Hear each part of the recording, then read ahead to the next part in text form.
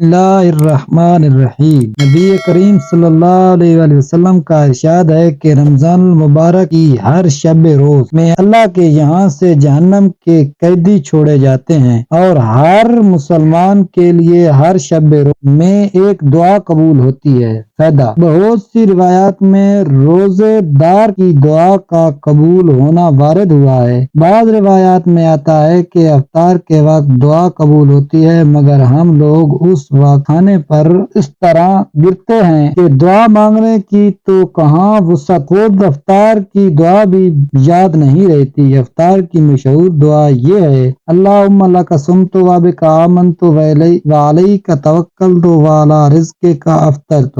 اے اللہ، تیرے ہی لیے روزہ رکھا اور تجھ ہی پر ایمان لایا ہوں، اور تجھ ہی پر بھروسہ ہے، اور تیرا ہی رزق سے افطار کرتا ہوں۔ حدیث کی کتابوں میں یہ دعا مختصر ملتی ہے۔